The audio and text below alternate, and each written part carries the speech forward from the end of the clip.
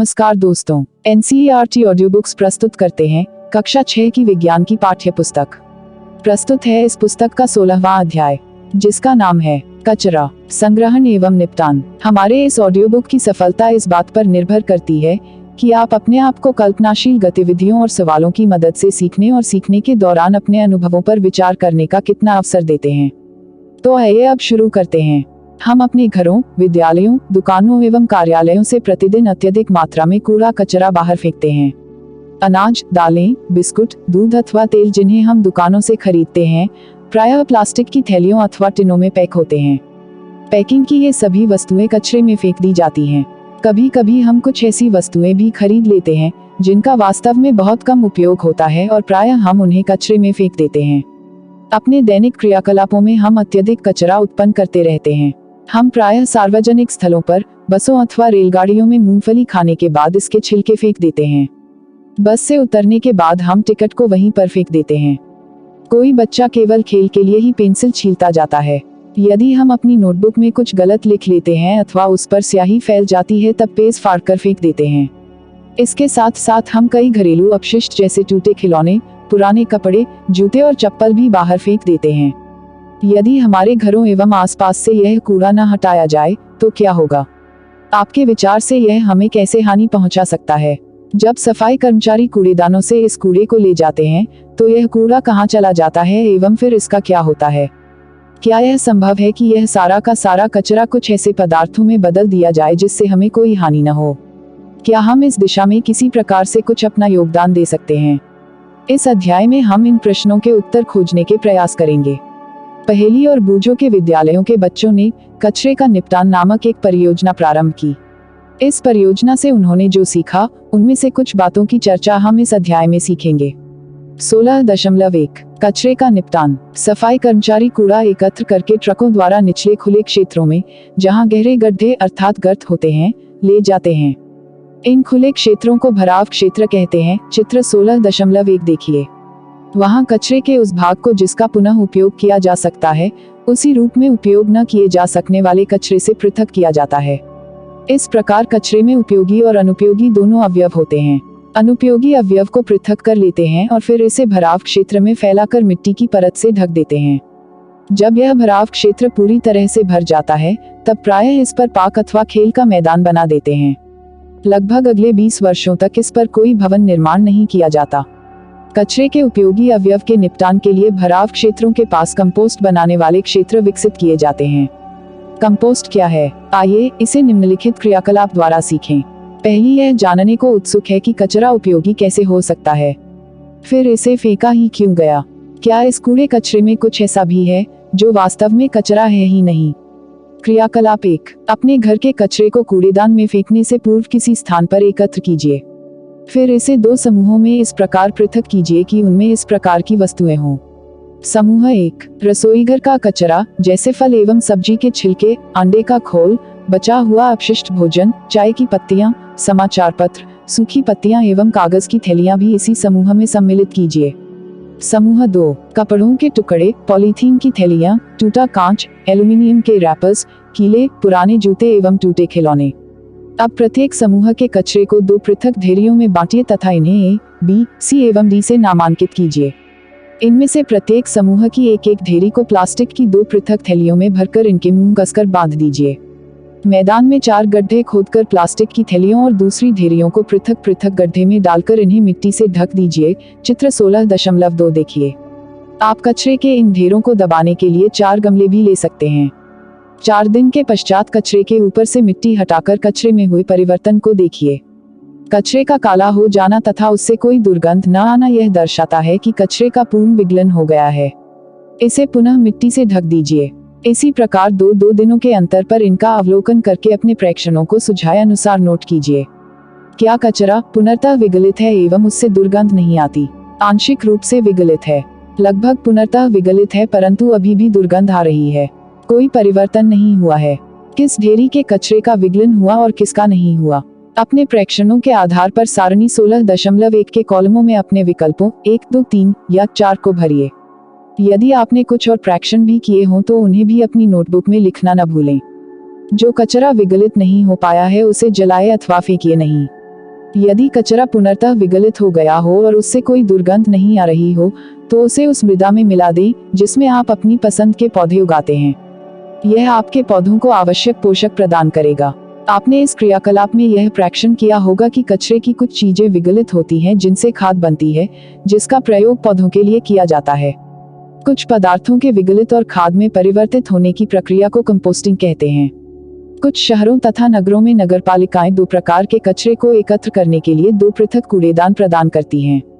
प्रायः एक का रंग नीला तथा दूसरे का रंग हरा होता है। नीले कूड़ेदान में पुनः उपयोग किए जा सकने वाले पदार्थ डाले जाते हैं, जैसे प्लास्टिक, धातुएं तथा कांच। क्या आपने यह ध्यान दिया कि ये वही पदार्थ हैं जो कूड़े के ढेर में विगलित नहीं हुए थे? हरे कूड़ेदान रसोई तथा अन्य पादप अथवा जंतु अपशिष्टों को एकत्र करने के लिए होते हैं। आपने यह नोट किया होगा कि इस प्रकार के अपशिष्ट मिट्टी में दबाने पर पुनर्तः विगलित हो जाते हैं। अब तो आप समझ ही गए होंगे कि क्रियाकलाप 1 में किए अनुसार कचरे को फेंकने से पहले उसे 2 समूहों में पृथक करना क्यों आवश्यक है। क्या आपने सड़कों के किनारे सूखी पत्तियों के कचरे के ढेर देखे हैं? बहुधा इन्हें जला देते हैं। चित्र 16.3 देखिए। प्रायः किसान भी कटाई के पश्चात खेतों में सूखी पत्तियां, फसली पादपों के अपशिष्ट तथा भूसे जैसे अपशिष्टों को जलाते रहे हैं। इन्हें जलाने पर स्वास्थ्य के लिए हानिकारक गैसें तथा धुआं उत्पन्न होता है। हमें इस पद्धति को समाप्त करने का प्रयास करना चाहिए। इन अपशिष्टों को उपयोगी कंपोस्ट में परिवर्तित किया जा सकता है। कचरे का निपटान परियोजना की अवधि में पहेली एवं बूजो द्वारा नोट किए गए कुछ प्रेक्षण एवं विचार इस प्रकार हैं। बूजो ने अपनी नोटबुक में लिखा, पत्तियों को न जलाएं, आप इनके धुएं को सहन नहीं कर पाएंगे। पहेली ने अपनी नोटबुक में लिखा, सरकार ने पत्तियों को जलाना चोरी क्यों नहीं माना। वास्तव में चोरी नहीं, उसका अभिप्राय गैरकानूनी अथवा अपराध से था। वह चाहती थी कि सरकार पत्तियों और दूसरे पादप अपशिष्टों को जलाने से रोकने के लिए कानून बनाए। 16.2 वर्मी कंपोस्टिंग। हम पौधों को कंपोस्ट देकर उनके मित्र बन सकते हैं। कंपोस्ट बनाकर हम स्वयं अपने भी बहुत अच्छे मित्र बन जाएंगे। मित्रों के विषय में बात करते समय क्या आप यह जानते हैं कि केंचुए किसानों के मित्र कहे जाते हैं? आइए यह पता लगाएं कि केंचुए की एक प्रजाति लाल केंचुआ कंपोस्टिंग में कैसे उपयोगी होता है। लाल केंचुओं की सहायता से कंपोस्ट बनाने की इस विधि को वर्मी कंपोस्टिंग अथवा कृमि कंपोस्टिंग कहते हैं। वर्मी कंपोस्टिंग द्वारा हम अपने विद्यालय में भी खाद बनाने का प्रयास कर सकते हैं। क्रियाकलाप 2। मैदान में आइए एक गड्ढा लगभग 30 सेंटीमीटर गहरा खोदे अथवा कोई लकड़ी का बॉक्स किसी ऐसे स्थान पर रखें जो न तो बहुत गर्म हो और न ही बहुत ठंडा। ऐसे स्थान के बारे में आपका क्या विचार है जहां सीधी धूप नहीं पड़ती हो? आइए अब गड्ढे अथवा बक्से में लाल केंचुओं के लिए आरामदायक घर बनाते हैं। गड्ढे अथवा बॉक्स की तली में एक जाल अथवा मुर्गा जाली बिछा दीजिए। आप विकल्प के रूप में तली में रेत की 1 अथवा 2 सेंटीमीटर मोटी परत भी बिछा सकते हैं। अब रेत के ऊपर सब्जियों अथवा फलों के अपशिष्ट बिछा दीजिए। आप हरी पत्तियां, पौधों की सूखी डंडियों के टुकड़े, भूसा अथवा समाचार पत्र की 1 इंच चौड़ी पट्टियां काटकर उन्हें रेत अथवा जाली के ऊपर बिछा सकते हैं। आप अपनी नोटबुक के बेकार गत्ते को काटकर भी पट्टियां बना सकते हैं, परंतु चमकीले प्लास्टिक वाले कागज एवं काटन का प्रयोग न करें। रेत अथवा तार की जाली पर सूखी गोबर भी बिछाया जा सकता है। कुछ जल छिड़क कर इस परत को नम बनाएं। ध्यान रहे कि जल इतना अधिक न हो कि वह बहने लगे। अपशिष्ट की परत को दबाए नहीं, इसे पोला ही रहने दीजिए ताकि इस परत में पर्याप्त मात्रा में वायु एवं नमी बनी रहे। अब आपका गड्ढा लाल केंचुओं के स्वागत के लिए तैयार है। कुछ लाल केंचुए खरीदकर इन्हें अपने गड्ढे में रखिए। चित्र 16.4 देखिए। अब इन्हें जूट की बोरी, पुरानी चादर अथवा घास से हल्के से ढक दीजिए। आपके लाल केंचुओं को भोजन चाहिए।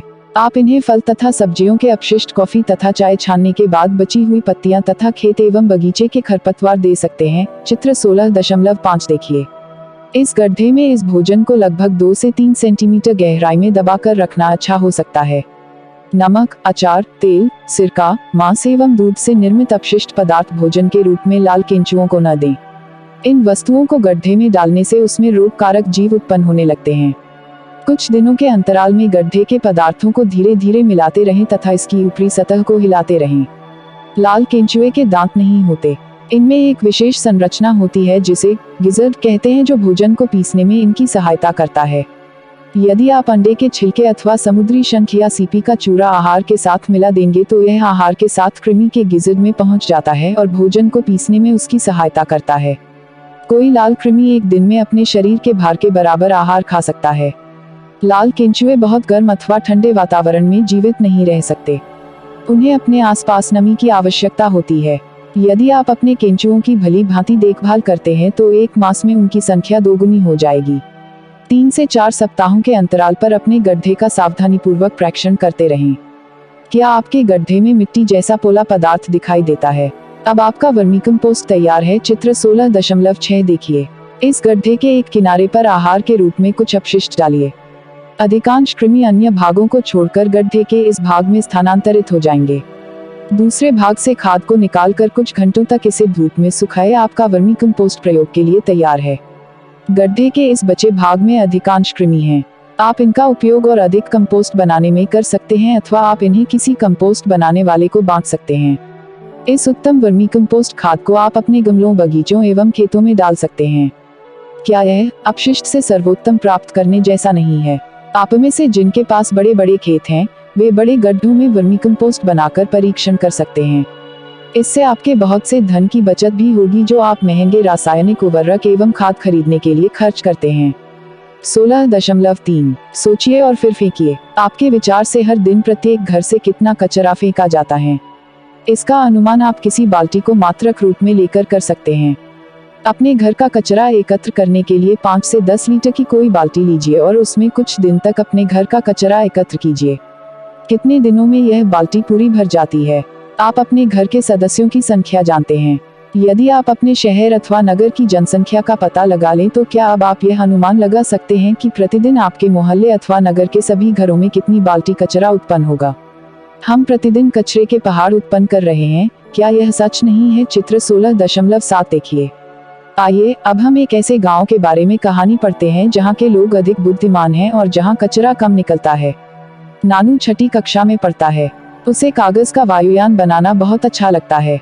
जब वह अपनी नई नोटबुक के पन्ने फाड़कर वायुयान बनाता है तो उसकी माँ को बहुत कष्ट होता है, परंतु नानू इसकी कोई चिंता नहीं करता। एक बार नानू अपनी माँ के साथ अपनी मौसी के घर गया। वहाँ वह अपने मौसेरे भाई श्याम द्वारा बनाई विभिन्न चीजों को देखकर आश्चर्यचकित हो गया। उसने पुराने चार्टों से फाइलें बनाई हुई थी, पेंसिल की छीलन से बधाई कार्डों पर फूल, पुराने कपड़ों से चटाई, पॉलीथीन की थैलियों से टोकरी आदि को देखकर नानू आश्चर्यचकित रह गया। श्याम ने तो विवाह के निमंत्रण पत्रों से एक डायरी भी बना रखी थी। एक दिन प्रातः नानू अपनी नानी को ढूंढता हुआ पहुंचा तो उसने देखा कि उसकी नानी एक टोकरी के ऊपर एक गाढ़ी लुगदी का लेप कर रही थी। नानू ने पूछा, नानी आप क्या कर रही हैं? यह लेप क्या है? यह कागज की लुगदी है। इस लेप को मैंने चिकनी मिट्टी एवं कागज से तैयार किया है तथा इसमें मैंने कुछ धान की भूसी भी मिलाई है, नानी ने उत्तर दिया। परंतु इसे आप टोकरी पर क्यों लगा रही हैं? नानू ने पूछा। नानी ने उत्तर दिया, इसे पक्की और टिकाऊ बनाने के लिए। क्या तुम इसे मुझसे सीखना चाहोगे? नानू को इसमें कोई रुचि नहीं थी और वह खेलने के लिए बाहर भाग गया। वह तो केवल कागज फाड़ फाड़ कर वायुयान बनाने में रुचि रखता था। वास्तव में उसने श्याम की फाइलों से भी कागज फाड़ने शुरू कर दिए थे। श्याम ने नानू द्वारा वायुयान बनाने में उपयोग हुए सभी कागजों को एकत्र कर लिया था और वह सोच रहा था कि नानू के साथ क्या व्यवहार किया जाए। वह किसी की भी कोई बात सुनता तक नहीं था। कुछ दिनों बाद नानू का जन्मदिन आने वाला था। श्याम ने नानू के मित्रों को निमंत्रण देने की योजना बनाई। नानू ने अपनी मिट्टी की गुल्लक से कुछ पैसे निकाले और बाजार गया। उसने अपने मित्रों के लिए कागज के कुछ सेट खरीदे। उसने दुकानदार से इन्हें एक पॉलीथीन की थैली में रखने को कहा, परंतु दुकानदार ने उसे पॉलीथीन की थैली न देकर कागज की थैली दी। नानू ने बहुत सी चीजों जैसे टॉफियां और बिस्कुट भी खरीदे। उसे इन सभी चीजों को लेकर चलना मुश्किल लगने लगा, परंतु कोई भी दुकानदार उसे पॉलीथीन की थैली देने को तैयार नहीं था। घर से चलते समय श्याम ने उसे कपड़े का थैला ले जाने को कहा था। अब उसे उसकी बात न मानने का दुख हुआ। किसी प्रकार वह अपनी सभी वस्तुओं को साथ लेकर घर पहुंच गया। चित्र 16.8 देखिए। नानू के मित्रों ने जन्मदिन पर दावत खाए और बहुत से खेल खेलकर पार्टी का भरपूर आनंद लिया। उसके सभी मित्रों ने नानू द्वारा खरीदे गए चमकीले कागज के हेट पहने। श्याम ने नानू के मित्रों के लिए कागज की लुगदी से सुंदर मुखौटे बनाए। उसने नानू के लिए भी एक विशेष उपहार बनाया, एक फोटो फ्रेम तथा बधाई का सुंदर कार्ड। यह सब उसने नानू द्वारा फेंके गए कागजों की लुगदी से बनाए थे। यह नानू के लिए एक नया अनुभव था। उसके सभी मित्र अपने मुखौटों के साथ अपने घर चले गए। नानू बहुत उत्तेजित था और वह अपना भोजन शीघ्र समाप्त करके अपना उपहार देखना चाहता था। विद्यालय की छुट्टियां समाप्त होने के पश्चात नानू घर वापस आ गया। उसका शहर श्याम के गांव से कितना अलग है। वह गांव स्वच्छ एवं साफ सुथरा था, इसलिए वहां कचरा बीनने वाले भी नहीं होते थे। परंतु अब उसने कचरा बीनने वाले बच्चों को घर के आसपास कचरा बीनते हुए देखकर नाक भान चढ़ाना छोड़ दिया था। आपने भी अपने घर के आसपास एवं दूसरे स्थानों पर कुछ बच्चों को कचरा बीनते देखा होगा। इन बच्चों को कार्य करते देखिए और पता लगाइए कि वे कचरे से उपयोगी पदार्थ कैसे पृथक करते हैं। वे वास्तव में हमारी सहायता कर रहे हैं। कचरा बीनने वाले किसी बच्चे से बात करके यह पता लगाइए वे एकत्र किए गए इस कचरे का क्या करते हैं। वे इन्हें कहाँ ले जाते हैं। क्या वह अथवा उसका या उसकी मित्र विद्यालय जाता या जाती है? यदि नहीं, तो इसका कारण जानने का प्रयास कीजिए। क्या आप इस बच्चे को पढ़ने और लिखने में सहायता कर सकते हैं? क्या आपने कभी अपने घर पर पुराने समाचार पत्रों, कांच तथा धातु की वस्तुओं, प्लास्टिक की थैलियों, पुरानी नोटबुकों को किसी कबाड़ी को बेचने में घर वालों की सहायता की है? उससे बात करके पता लगाइए कि वह इस सब कबाड़ का क्या करता है। क्या श्याम की भांति आप भी व्यर्थ कागजों से नए कागज बनाना चाहेंगे? आइए इसे बनाना सीखें। 16.4 कागज का पुनः चक्रण। इसके लिए आपको पुराने समाचार पत्र, पुराने लिफाफे, मैगजीन, पुरानी नोटबुक, पत्र एवं अन्य बेकार कागजों की आवश्यकता होगी। चमकदार एवं प्लास्टिक लेपित कागज का उपयोग मत कीजिए। इसके अतिरिक्त आपको तार की जाली फ्रेम भी चाहिए। फ्रेम के स्थान पर आप बड़ी आकार की छलनी भी ले सकते हैं। कागजों को छोटे छोटे टुकड़ों में फाड़िए। इन्हें एक बाल्टी अथवा टब में रखकर जल डालिए। कागज के टुकड़ों को जल में 1 दिन के लिए डूबा रहने दीजिए। अब इस भीगे कागज को काटकर गाढ़ी लुगदी बनाएं। अब फ्रेम पर जड़ी जाली पर गीली लुगदी को फैलाएं। लुगदी की परत को यथासंभव एक समान बनाने के लिए फ्रेम को धीरे से ठोकिए। जल के बहकर निकल जाने तक प्रतीक्षा कीजिए। यदि आवश्यक हो तो फ्रेम पर पुराना कपड़ा अथवा समाचार पत्र फैला दीजिए जिससे लुगदी का अधिक से अधिक जल सोख लिया जाए। अब लुगदी की इस परत को सावधानी से फ्रेम से अलग कर किसी पुराने समाचार पत्र पर रखकर धूप में सुखाएं। समाचार पत्र के किनारों पर कुछ भारी वस्तु रखें जिससे वे मुड़ न सकें। रंगीन कागज प्राप्त करने के लिए लुगदी को फैलाने से पूर्व आप इसमें खाने वाले रंग मिला सकते हैं। इसके अतिरिक्त फ्रेम पर लुगदी फैलाने से पूर्व आप इसमें सूखी पत्तियों, फूलों की पंखुड़ियों तथा रंगीन कागज के टुकड़े भी मिला सकते हैं। ऐसा करके आप सुंदर पैटर्नों वाला पुनःचक्रण का आकर्षक कागज प्राप्त कर सकते हैं।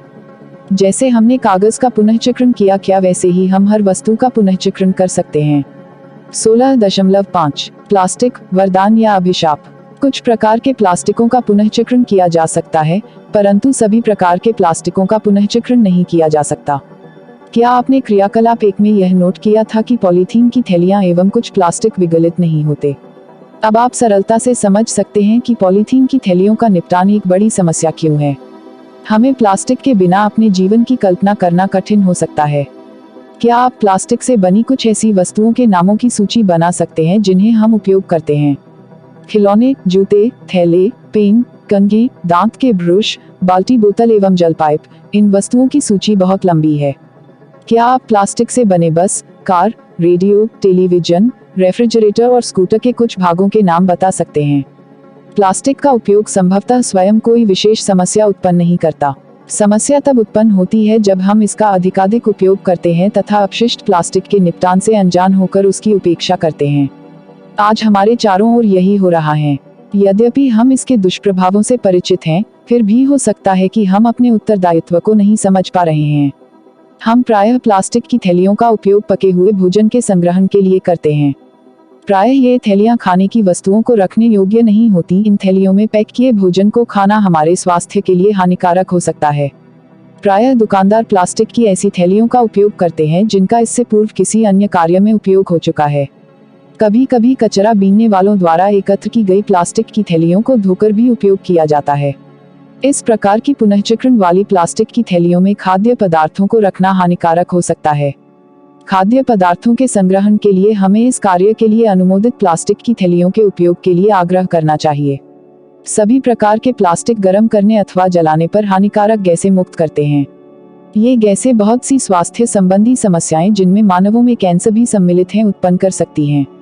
सरकार ने भी प्लास्टिक के पुनःचक्रण के लिए आवश्यक दिशा निर्देश जारी किए हैं। पहेली का यह सुझाव है कि विषैले पदार्थों के संग्रहण के लिए उपयोग किए जाने वाले पात्रों का पुनःचक्रण पृथक रूप से किया जाना चाहिए तथा इस पुनःचक्रित प्लास्टिक का उपयोग प्लास्टिक की थैलियों के निर्माण में नहीं होना चाहिए। आपने देखा होगा कि लोग प्रायः अपने घर के कचरे को प्लास्टिक की थैलियों में भरकर बाहर फेंक देते हैं। गली मोहल्ले के आवारा पशु भोजन की खोज में जब इन थैलियों को देखते हैं तो प्रायः प्लास्टिक की थैली को भी निगल जाते हैं। कभी कभी तो इस कारण उनकी मृत्यु भी हो जाती है। सड़कों तथा अन्य स्थानों पर असावधानी पूर्वक फेंकी गई ये प्लास्टिक की थैलियां बहुधा बहकर नालों अथवा सीवर प्रणाली में पहुंच जाती हैं। फलस्वरूप नाले अवरुद्ध हो जाते हैं और गंदा जल सड़कों पर फैलने लगता है। भारी वर्षा के समय तो बाढ़ जैसी स्थिति उत्पन्न हो जाती है। प्लास्टिक का अंधाधुंध उपयोग अत्यधिक हानि पहुंचा सकता है। प्लास्टिक के अति उपयोग को निम्नतम करने के लिए हम क्या कर सकते हैं तथा इसके कचरे के निपटान के लिए हमें क्या करना चाहिए? पहला, हम प्लास्टिक की थैलियों का कम से कम उपयोग करें। जहां भी संभव हो बिना किन्हीं दुष्प्रभावों के हम इन थैलियों का पुनः उपयोग करें। दूसरा, दुकानदारों से कागज के थैले उपयोग करने का आग्रह करें। खरीदारी के लिए बाजार जाते समय हम घर से कपड़े अथवा जूट का थैला लेकर जाएं। तीसरा, हम खाद्य पदार्थों के संग्रहण के लिए प्लास्टिक की थैलियों का उपयोग न करें। चौथा, हम उपयोग के पश्चात प्लास्टिक की थैलियों को इधर उधर न फेंकें। पांचवा, हम प्लास्टिक की थैलियों और अन्य प्लास्टिक की वस्तुओं को कभी भी न जलाएं। छठवां, हम कचरे को प्लास्टिक की थैलियों में न भरें और बाहर न फेंकें। सातवां, हम वर्मी कंपोस्टिंग का उपयोग कर रसोई के अपशिष्ट का विवेकपूर्ण निपटान करें। आठवां, हम कागज पुनः चक्रित करें। नौवां, हम कागज के दोनों ओर लिखें। रफ कार्य के लिए स्लेट का प्रयोग करें। अभ्यास पुस्तिका में बिना लिखे छूटे कागजों को रफ कार्य के लिए उपयोग करें। 10वां, हम अपने परिवार, मित्रों एवं अन्य व्यक्तियों को विभिन्न प्रकार के अपशिष्टों के निपटान के लिए उचित आचरणों का पालन करने के लिए प्रेरित करें। प्लास्टिक के जरूरत से ज्यादा उपयोग को कम करने के तरीकों के बारे में सोचिए तथा चर्चा कीजिए। हमारे जानने और सोचने योग्य सबसे महत्वपूर्ण बात यह है कि हम जितना अधिक कचरा पैदा करेंगे, उससे छुटकारा पाने में हमें उतनी ही अधिक कठिनाई होगी। प्रमुख शब्द: अपशिष्ट, कचरा, भराव क्षेत्र, कंपोस्ट, वर्मी कंपोस्टिंग, पुनः चक्रण। सारांश: भराव क्षेत्र वह स्थान है जहां शहर अथवा नगर के कचरे को एकत्र करके पाटा जाता है। कालांतर में इस क्षेत्र में पार्क बना देते हैं। रसोई घर के अपशिष्ट सहित पौधों एवं जंतु अपशिष्टों को खाद में परिवर्तित करना कंपोस्टिंग कहलाता है। रसोई घर के कचरे को कृमि अथवा लाल केंचुओं द्वारा से कंपोस्ट में परिवर्तित करना वर्मी कंपोस्टिंग कहलाता है। कागज का पुनःचक्रण संभव है तथा पुनःचक्रण द्वारा बने कागज से उपयोगी चीजें बनाई जा सकती हैं। कंपोस्टिंग द्वारा प्लास्टिक को कम हानिकारक पदार्थों में परिवर्तित करना संभव नहीं है। हमें कम से कम अपशिष्ट उत्पन्न करने की आवश्यकता है। हमें अपने चारों ओर कचरे की बढ़ती मात्रा से निपटने के उपाय खोजने चाहिए। अभ्यास: पहला सवाल, निम्नलिखित के उत्तर दीजिए। क. लाल केंचुए किस प्रकार के कचरे को कंपोस्ट में परिवर्तित नहीं करते? ख. क्या आपने अपने कंपोस्ट गड्ढे में लाल केंचुओं के अतिरिक्त किसी अन्य जीव को भी देखा है? यदि हाँ तो उनका नाम जानने का प्रयास कीजिए। उनका चित्र भी बनाएं। दूसरा सवाल, चर्चा कीजिए। क. क्या कचरे का निपटान केवल सरकार का ही उत्तरदायित्व है? ख. क्या कचरे के निपटान से संबंधित समस्याओं को कम करना संभव है? तीसरा सवाल, क. घर में बचे हुए भोजन का आप क्या करते हैं?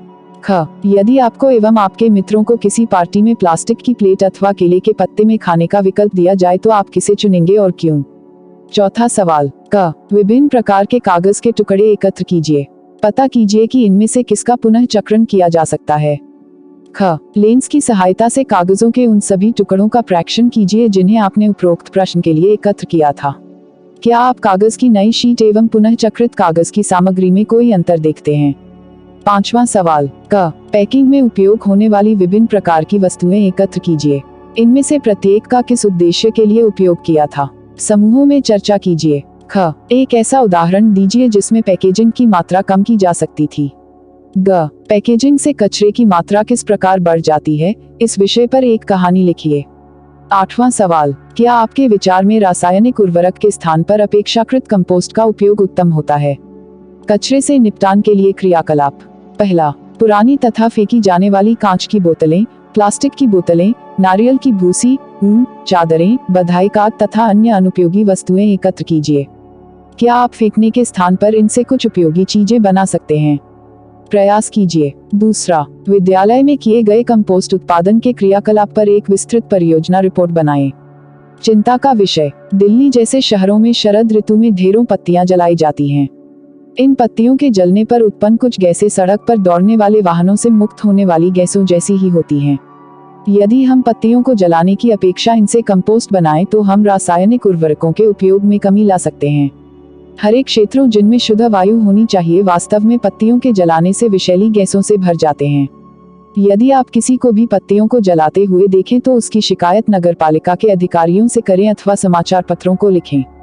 पत्तियों को जलाने के विरुद्ध अभियान चलाकर सामाजिक जागरूकता पैदा करें। यह सुनिश्चित करें कि गिरी हुई पत्तियों को जलाया नहीं जाए बल्कि इन पत्तियों से कंपोस्ट बनाई जाए। अपने शहर अथवा राज्य के वृक्ष प्राधिकरण को लिखिए कि वह पत्तियों के जलाने को एक दंडनीय अपराध घोषित करें। हमारी पाठ्य पुस्तक का 16वां अध्याय यहाँ समाप्त होता है। आपसे अनुरोध है कि इस वीडियो को ज्यादा से ज्यादा शेयर करें। इस वीडियो से संबंधित कोई शिकायत या सुझाव हो तो आप हमें कमेंट बॉक्स में जरूर लिखें। आपकी प्रतिक्रिया हमारे लिए महत्वपूर्ण है। अब हम आपसे मिलेंगे किसी अन्य पाठ्य पुस्तक के साथ। तब तक के लिए खुश रहिए, मस्त रहिए और खूब मन लगाकर पढ़ाई कीजिए। जय हिंद, जय भारत।